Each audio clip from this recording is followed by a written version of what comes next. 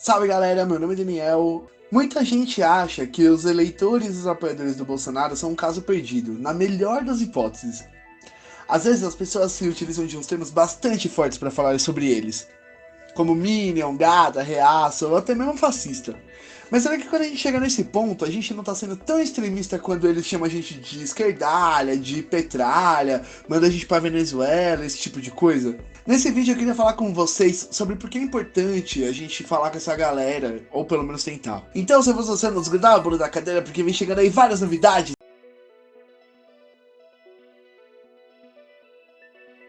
Para entender por que tanta gente votou no Bolsonaro, a gente precisa voltar um pouquinho em 2014 e entender como o sentimento antipetista se propagou tão rápido. Você pode até não gostar do Lula, mas é inegável que ele foi o melhor presidente desse país.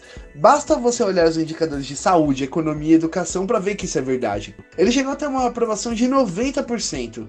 Para vocês terem uma ideia de como isso é extraordinário, certa vez a ABCAB, a Associação Brasileira da Indústria do Chocolate, fez uma pesquisa e verificou que 78% dos brasileiros gostam de chocolate. Em outras palavras, já houve um momento da nossa história em que o Lula foi mais popular do que chocolate. Eu quero ver a Beyoncé fazer isso. É importante entender que as pessoas votaram na Dilma por uma grande gratidão ao legado deixado pelo Lula. Mais do que os indicadores incríveis, essa gratidão vem do fato do Lula ter aumentado em muito o poder de consumo da população. Quando ele pegou o Brasil, o salário mínimo ele tinha um poder de consumo de $100. Quando ele terminou o mandato, o salário mínimo tinha um poder de consumo de $320. As linhas de crédito para classe baixa e para classe média nunca foram tão acessíveis à população quanto durante o governo Lula. Além disso, ele consolidou as bases das políticas sociais compensatórias, como Bolsa Família. Você pode até argumentar que essas políticas compensatórias são neoliberais e tudo e tal, mas no Brasil elas tiveram um papel extremamente importante de fazer chegar 3 refeições na mesa de quem antes passava fome. Mas isso tudo, né? Aumento do poder de consumo, aumento das linhas de crédito, políticas compensatórias, tudo isso desencadeou uma onda de consumo no Brasil. Essa onda de consumo gerou milhões de microempreendedores. Salões de beleza, sorveterias, pequenas oficinas, lojas de bijuteria, tudo isso começou a aparecer em todos os lugares do país em larga escala. E talvez essa seja a lição do Mujica, né? A gente formou consumidores e não cidadãos. E tava tudo muito bem, tava tudo muito bom, mas sempre houve uma falha gravíssima na política econômica do PT. Nós baseamos sempre a nossa maior parte do PIB na venda de commodities. E justamente no ano em que se inicia o segundo mandato da Dilma, tem uma crise da braba na China.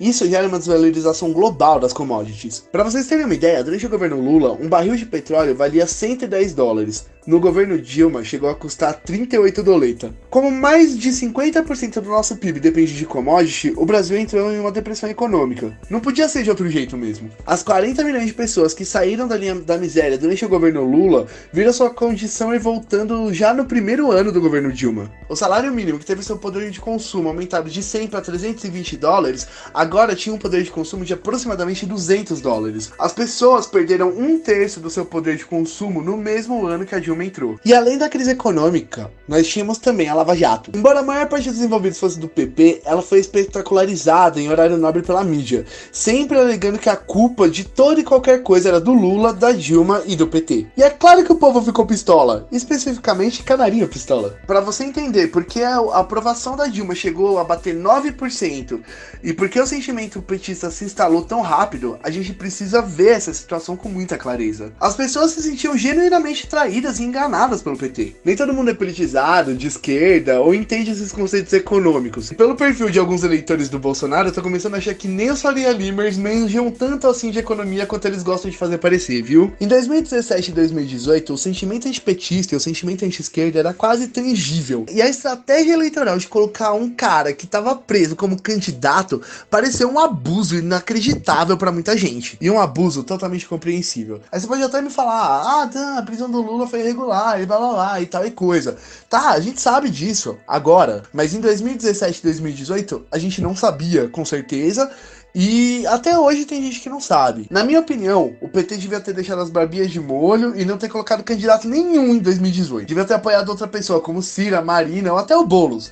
Mas o PT não, né? O PT tem que manter o tal do protagonismo político, né? Sempre. No fim, o Lula não conseguiu ser candidato e colocaram o Haddad nos 45 do segundo tempo. E foi por isso que tantas pessoas que sempre votaram com a esquerda votaram de forma tão rancorosa no Bolsonaro em 2018. E aí agora a gente tá aqui chamando os caras de gado, de minion, de fascista. Pô, mano, pera aí, né? Segura a emoção, galera. Todo país tem uma quantidade aí de gente racista, homofóbica, cretina, mas o Bolsonaro ele teve 57 milhões de votos. Não dá pra acreditar que 57 milhões de pessoas no Brasil sejam homofóbicas, racistas, cretinas. E a gente precisa se reconciliar com essa galera. A gente precisa estar unido, porque senão a gente não vai conseguir fazer as mudanças que a gente precisa pro nosso país. E não vai ser chamando eles de gado que a gente vai conseguir fazer isso. A gente precisa entender que o Bolsonaro foi uma resposta compreensível, por mais errada que essa resposta tenha sido. 2019 e 2020 vieram e passaram. Foram anos terríveis em vários aspectos. Crise econômica, crise sanitária, crise da educação, crise nas relações internacionais e o presidente atentando abertamente contra a democracia. Muita gente que votou se sente mal pelo voto. E nem sempre é fácil reconhecer que a gente tá errado. Então o apoiador do Bolsonaro fica se apegando a qualquer argumento ou contra-argumento para justificar o seu voto. É natural. A gente chegou na casa dos 200 mil mortos.